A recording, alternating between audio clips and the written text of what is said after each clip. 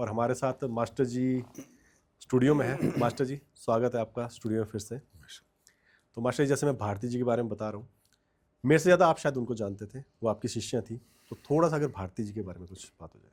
तो भारती, जैसे मैंने कहा था कि 18 साल पहले जो मेरे को गीता का दर्शन हुआ। हाँ जी। दर्शन यानी मुक्ति ही कहते हैं। जो हाँ जी। मुक्ति का अर्थ क्या होता है कि ये जो शरीर है जो जन्म मरण में आता है, क्योंकि इसमें जो चेतना है जिसको आत्मा कहते हैं, कॉन्शियस कहते हैं, ये इस शरीर को चला रही है। बिल्कुल माँ की नाभि से कटते ही शरीर जो है मरता है, बिल्कुल। और उसके अंदर ये आत्मा चेतना आई, तो कहते हैं बच्चा रोया तो जन्म है, आखिरी वही निकलती है एनर्जी, आत्मा कौन-सी कहते हैं मृत्यु है। तो जन्म मृत्यु होती नहीं है पहली बात।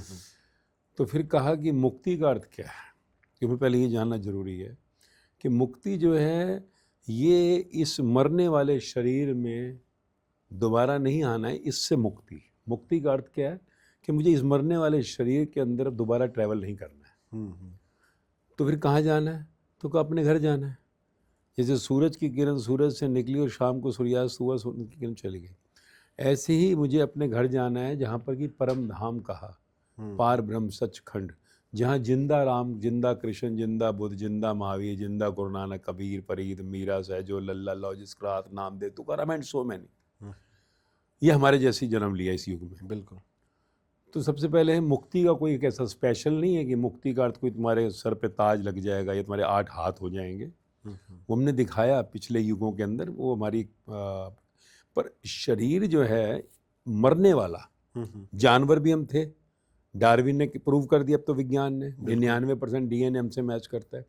पंछी भी थे, क्योंकि वो भी प्रूव हो गया, उनके डीएनए भी मैच कर रहे हैं। बिल्कुल। कीड़े मकोड़े भी थे, उनके भी मैच कर रहे हैं। पेड़ पहाड़ भी थे।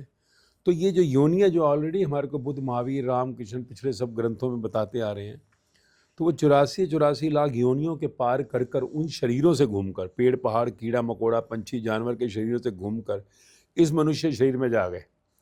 तो क्या यहाँ से तेरा फाइनल इवोल्यूशन हो सकता है, आखिरी छलांग अपने घर की। तो मनुष्य देह में आए बिना आखिरी छलांग नहीं लग सकती। बिल्कुल। तो ये जो है, जैसे होता है ना, एग्जाम होते हैं, पहले प्रीलिमिनरी टेस्ट हो रहा है, फिर मेन टेस्ट हो रहा है, फिर इंटरव्यू हो रहा है, फिर फाइनल मेडिकल, कहते हैं अब ये छलांग हो गई फाइनल। बिल्कुल। तो इस शरीर से मुक्ति, यही बताया कृष्ण भगवान ने अर्जुन को गीता में, तो चल मेरे परम धाम, ये तो मरते रहेंगे आते रहेंगे। यही बताया गुरु नानक देव ने, मन की स्थिति। यही जीसस ने कहा लिबरेशन, यही बुद्ध ने कहा निर्वाण, महावीर ने कहा कैवल्य, गुरु नानक देव ने कहा सचिया। तो सबने यही बताई बात। तो यही जो है 18 साल पहले एक दिन जब ये हालात हुए, तो है ना, जीवन के अंदर ये जो अनुभव हुआ, दर्शन यानी कि गीता, गुरुवंश, बाइबल, धम्मपद, उपनिषद मुझसे मैच करते हैं, कोई पढ़कर नहीं सुनाता मैं।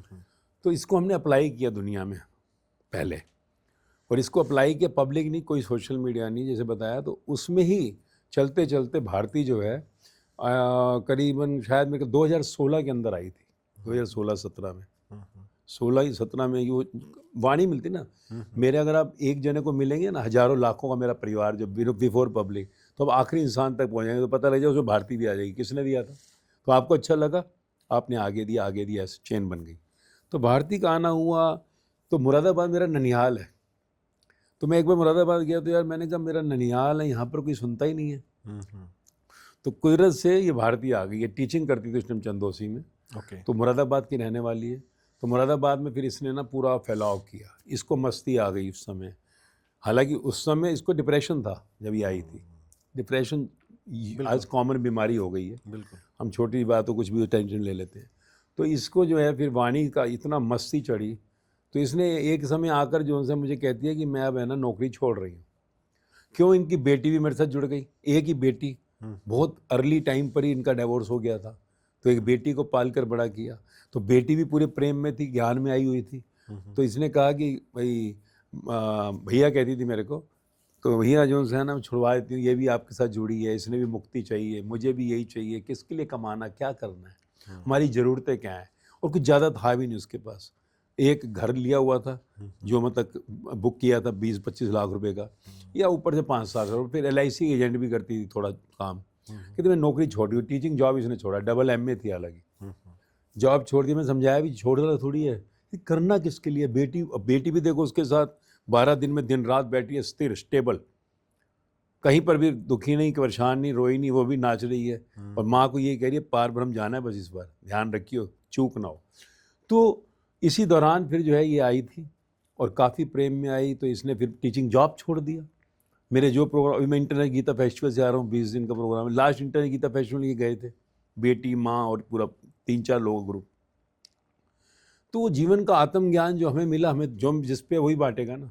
तो मैं 16 साल तक हर एक को ये कहता था जिंदा राम से मिलाऊंगा, जिंदा कृष्ण, जिंदा गुरु नानक, जिंदा बुद्ध, जिंदा महावीर। कोई आया नहीं, अलग बात है, एक भी नहीं आया, ये भी बता दूं। इतनी पूजा पाठ मंदिरों में गुरुद्वारों में हो रही है, कोई नहीं आया कि मुझे मिला दे यार तू। पर हजारों लाखों में हमने ये प्यास पैदा कर दी, जिज्ञासा, जिंदा कृष्ण जिंदा राम। आज आप मेरे हजारों लाखों के पुराने परिवार को मिलेंगे तो यही कहेंगे, अगर आप उनको एक बंगला देते हैं, एक मर्सिडीज और 1 करोड़ रुपया, और दूसरा ऑप्शन 2, जिंदा कृष्ण जिंदा राम, जिंदा बुद्ध, गुरु नानक, महावीर, जो भी एक मिलेगा टिक, तो ये ऑप्शन 2 को टिक करेंगे, जिंदा चाहिए।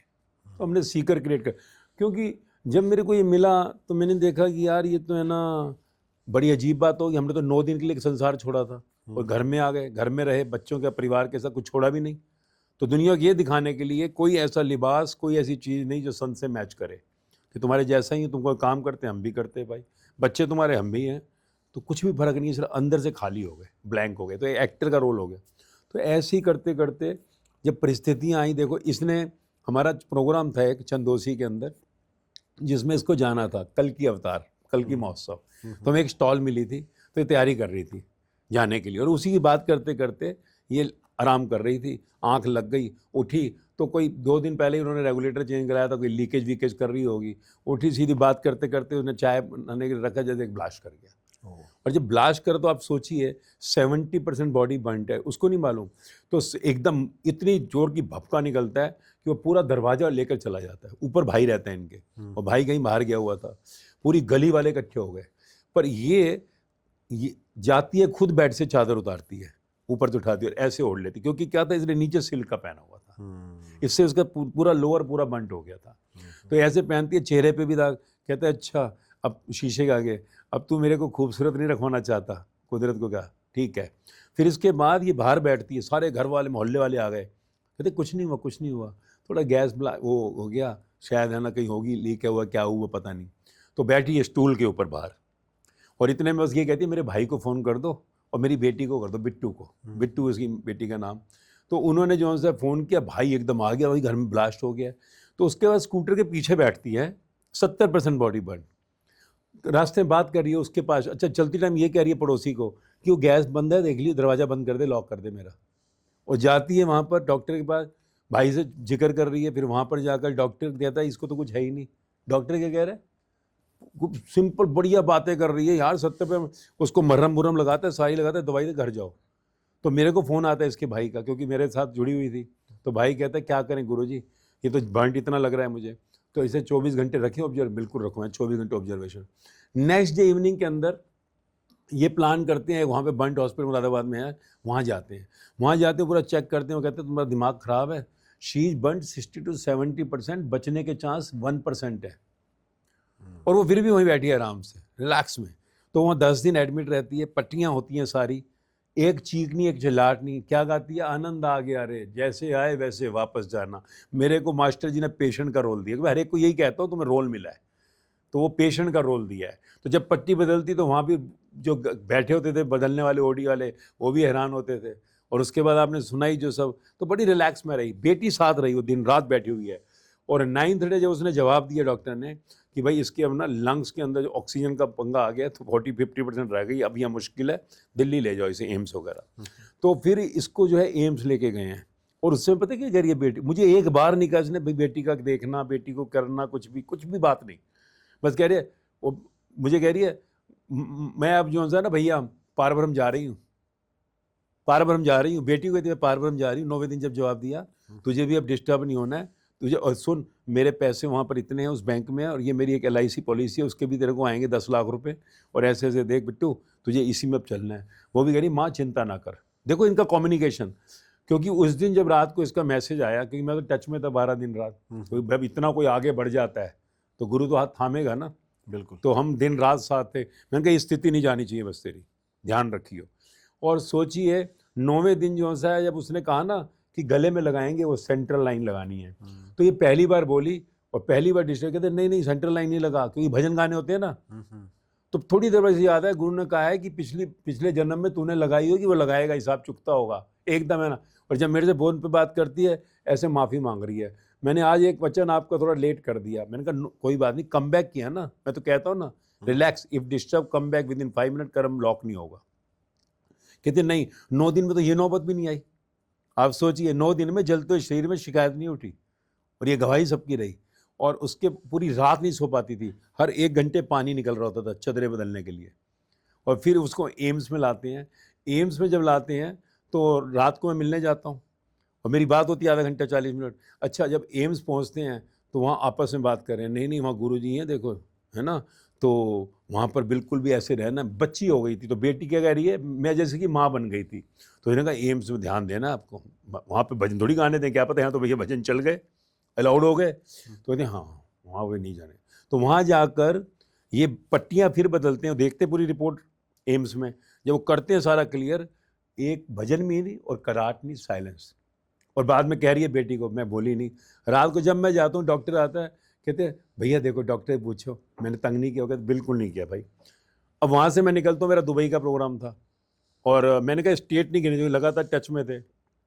पर जैसे ही बाहर निकलता हूँ वेंटिलेटर पे जाती है, वेंटिलेटर पे जाती है। मैंने ये कहा उसको 9वें दिन जब ऑक्सीजन हुई ना, सोचो ऑक्सीजन ड्रॉप हुई, मैं सुन भारती कि 5 साल पहले हमारे एक निखिल करके लड़का था, सेम स्टोरी है।